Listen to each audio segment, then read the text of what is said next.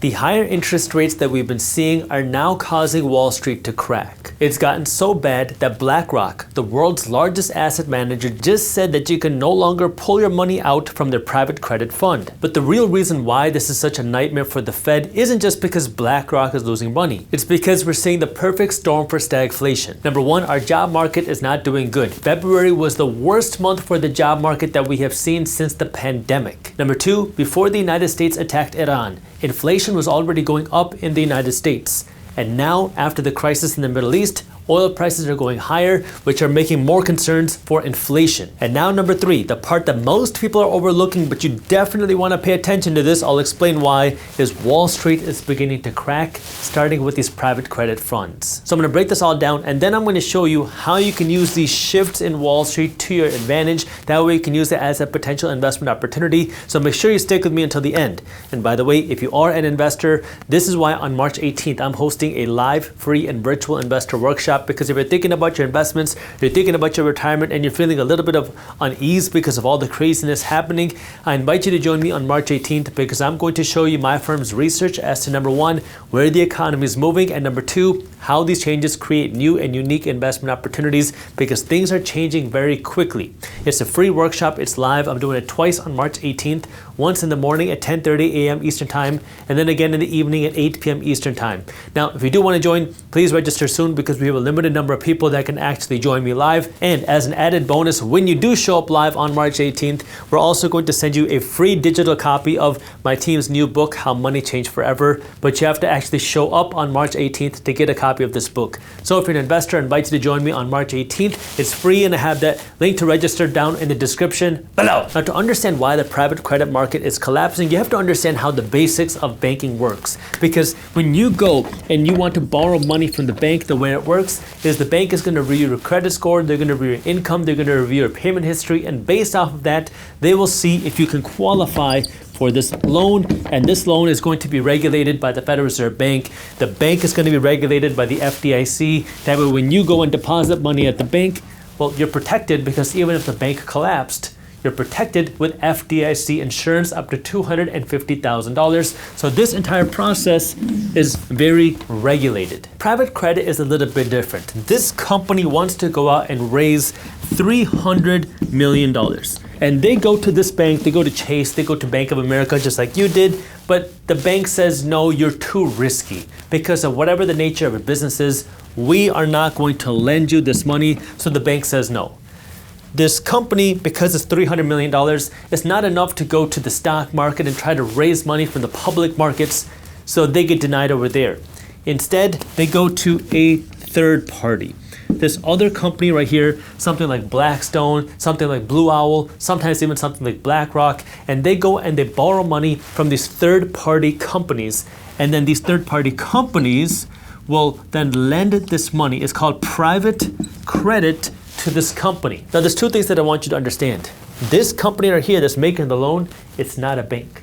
So it's not regulated the way that a bank is. So it doesn't have the same oversight, it doesn't have the same rules and requirements when it comes to issuing loans, and these loans are not reviewed the way that these banks' loans are. The second thing is that because this is a private credit company, well, it's going to charge you a higher rate of interest. So it's a much more expensive loan than if you went to the bank to borrow that money because you are a more risky borrower. Now you might say, well, Jaspreet, if these companies are making these loans without the oversight, why would this company in the first place go to borrow this money and pay the higher rate of interest? Because they can't get the money anywhere else. And because they're desperate, this private credit company is going to charge you a higher rate of interest. Now, this is where things start to become problematic because now you have these private credit companies right here that are issuing these high interest rate loans to these companies, and these private credit companies are saying, we need more money to keep making these loans because we're charging high rates of interest. We're charging 10%, 15% rates of interest. So how about you as an investor come and lend money to us? So private investors would come and lend money to these private credit companies, hoping that they're going to make 8% to 12% a year, maybe even more in interest, because now you are lending money here. This company is going to lend it to these companies. But there was a problem. The problem is that these companies weren't always vetting who they were lending the money to. For example, more than 40% of the companies who borrowed from private lenders had negative cash flows when they took the loan, meaning almost half of these companies that were borrowing this private credit were borrowing money when they were already losing money every single month. And what's been happening over the last number of months is that more and more of these companies are saying, we don't have the money to pay back these loans, we're just going to declare default. And now these private credit companies are not getting paid back, so they're losing money, and now they cannot pay back their investors, and these investors are regular people. They're pension funds, they're retirement funds, they're other banks on Wall Street, and now it's starting to cause so much pain that these private credit funds are shutting down and they are limiting investors' ability to even get their money back. We've seen huge institutions like Blackstone and BlackRock stop you from pulling your money out. Now you might hear that and say, well, Jaspreet, I've never even heard of private credit before. Why does this even matter to me? Well, it matters to you because this is exactly how the 2008 crash started. Let's go back in time almost 2 decades to 2007. Bear Stearns was one of the most powerful investment banks on Wall Street, and the two of their hedge funds, their investment divisions, which were loaded up with these risky mortgages, started to crack. In 2007, when Bear Fund's hedge fund started to crack, investors tried to pull their money out. And as they pulled their money out, the investment bank, Bear Stearns, then said you can no longer pull your money out. Now, when that happened in 2007, you still had a lot of people on Wall Street saying, oh, this is just a one-off problem with Wall Street. There's not bigger issues in the economy. Well, fast forward to 2008, and Bear Stearns completely collapsed. And JP Morgan came in and they bought Bear Stearns for pennies on the dollar because the company had completely collapsed. And that was when the 2008 collapse really started. And the stock market got cut in half. Millions of people lost their jobs because it started with one of these cracks in Wall Street, which then exposed all the others. Now, the reason why I'm telling you this is if you hear a hedge fund or an institution saying that we're limiting withdrawals, we're not letting you pull your money out, that's not a normal thing to happen. That's a warning sign that something else is a problem. And the reason why you want to pay attention to that today is because that's exactly what we're seeing happen right now with multiple hedge funds, multiple institutions across Wall Street today. But that's not all. This problem has become a little bit bigger. I made a video about this many months ago, but the reason why this is a bigger problem is because there are many banks and many institutions that are tied up in this private credit system, which is currently failing with your assets that could also be tied up. Read what the IMF had to say. The International Monetary Fund, the IMF, has warned that banks in the United States and Europe hold $4.5 trillion in exposure to hedge funds, private credit, and other non-bank financial institutions. What that means in plain English is that there are banks in the United States that are so exposed to this private credit industry that if this private credit industry continues to fail, there are certain banks that will not be able to absorb all those losses. So let me diagram what this means. You have banks as one of the investors to these hedge funds.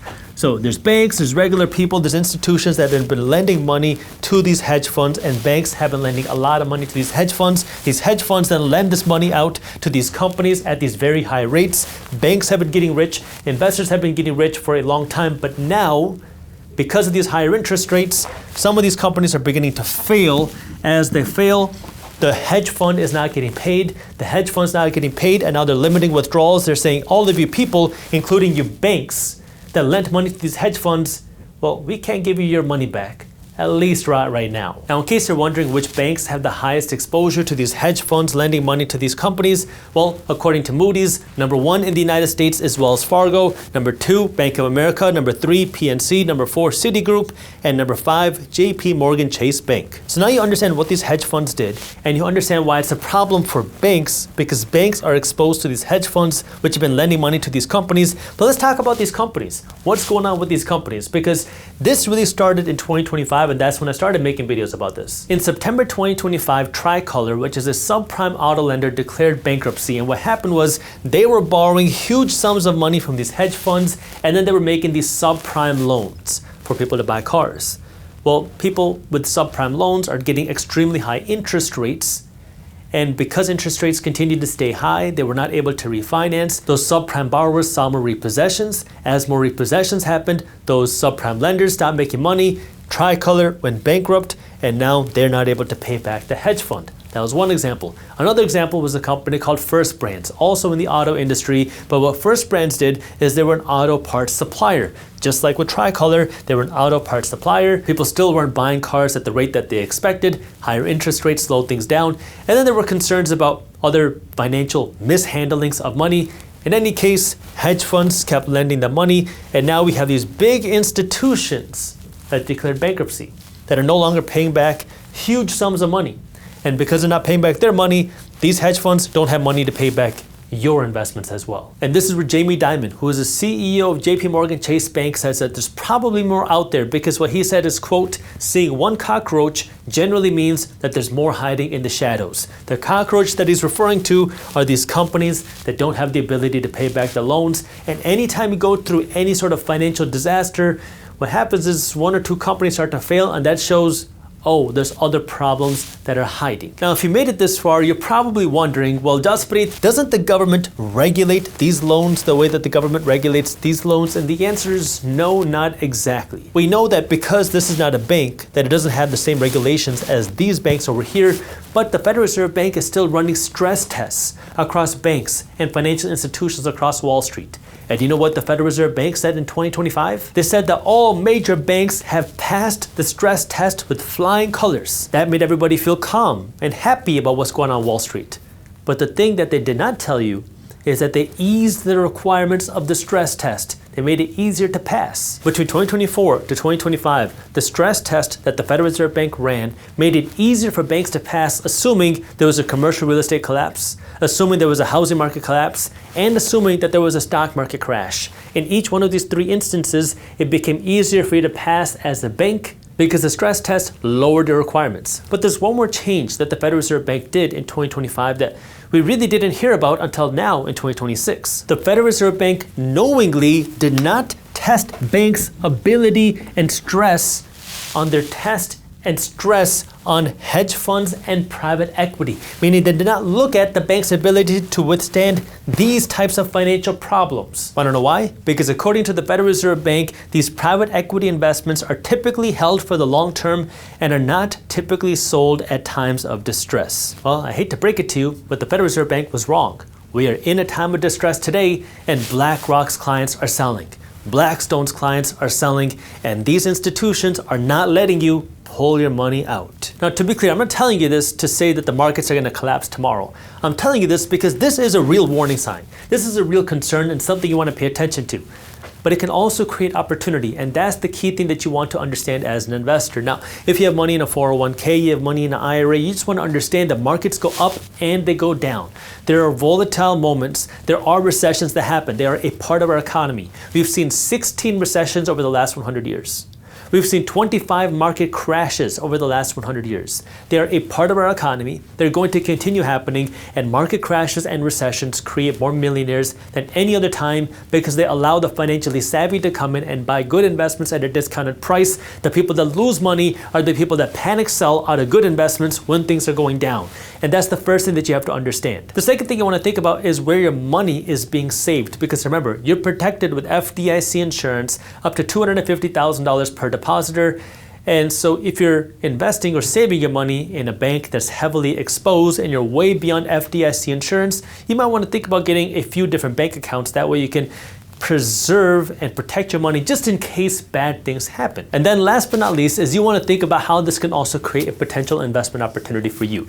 Again, on March 18th, I have my live investor workshop where I'll be showing you my firm's research as to how the economy is changing and how it creates investment opportunities. So if you haven't registered for the workshop, again, I have the link for you down in the description. The first thing I want you to understand is generally, if we take a look across history from the 2022 market crash to the 2020 market crash to the 2008 market crash to the 2000 market crash, in each one of these instances, even if you bought right at the peak, well, you'd be wealthier today because markets go up over the long run. But there's a simple strategy that you can use, which has been proven to win as long as you were a long-term investor. I call it ABB. Always be buying, assuming that you're buying a broad market fund that's giving you exposure to a broad index. So, for example, if you believe that the economy is going to be bigger in 10 years than it is today, We know that there's going to be volatility over the next number of years. There's a war in the Middle East, there's concerns about inflation, there's concerns about the job market, there's concerns about private credit. We could see a recession at some point, we could see a market crash at some point. But if we take a look at over the next 5, 10, 15, 20 years, we expect markets to continue going up. And the way that you can win is just owning a piece of the economy and buying it when markets go up and down. Because when they go down, it allows you to buy more of the market for the same amount of dollars. Because, well, markets go on sale. It's kind of like shopping on Amazon on Cyber Monday. You can buy more stuff with that same $100 bill. That's what a market downturn means. And that's where ABB can become very powerful. Now, I can't tell you what to invest in. I'm just a random guy on YouTube. Investing has risks. You're never guaranteed to make money when you invest. In fact, you will lose money at some point. So make sure you always do your own due diligence and never blindly trust a random guy on YouTube. But here's a few ways that you can start thinking like an investor. VTI is a fund that gives you exposure to the total stock market. SPY is a fund that gives you exposure to the top 500 companies in the stock market. And QQQ is a fund that gives exposure to the NASDAQ 100. It's the top 100 companies in the stock market that are not financial, so primarily tech. Just understand this is the most volatile because tech goes up more when markets are booming, but it also goes down more when markets are going down. So understand the volatility with this. But the idea is if you invest into one of these broad market funds and you follow something like ABB every week or every 2 weeks or every month, you just buy more. Well, over time, this has been a proven strategy to win. The key is the A. Always be buying, whether markets are up and markets are down. When people are panicking, people say that the world's going to end, that the market's going to collapse, keep buying. In fact, that's the time to buy even more. Because when there's blood on the streets, that's the time to go in and buy aggressively. Because that's the time for you to purchase good investments at a discounted price. Now, you could be a little bit more sophisticated and you can get into more niche funds depending on where you see the most opportunity. For example, if bank stocks get hit, that could be a great opportunity for you to come in and buy the right bank stocks. Now, this requires a more sophisticated level of analysis to be able to understand the financials of a bank, to understand which banks have more healthy balance sheets, which ones are less exposed, which ones have the most upside potential, or you can just invest in ETF, giving exposure to banks when they go down. But that is now being more of an active investor. Again, it's a great opportunity, but that's the way that I want you to start thinking, is understanding, well, markets go up, markets go down. There are some red flags in the markets, but if you just want to be a general investor, ABB into the broad market, that's a great place to start. And then you can layer in some active investing as well to get started, because active investing can help you get better returns. I like to say that everybody should have some active investments because that can help you grow your wealth, but it does require you to put in some research, because when you do that research, that lets you lower your risk to get better returns. Is it guaranteed? No, absolutely not. But if you can get slightly better gains, it can lead to significantly more wealth over the course of your investing career. So if you got value out of this video, the best thank you is a referral. If you could, please share this video with a friend, family member, colleague, or fellow investor. That way we can continue to spread this type of financial education. Thank you. President Trump just confirmed that he wants to get rid of your income tax. Take a listen. I believe the tariffs paid for by foreign countries will, like in the past, substantially replace the modern-day system of income tax, taking a great financial burden off the people that I love.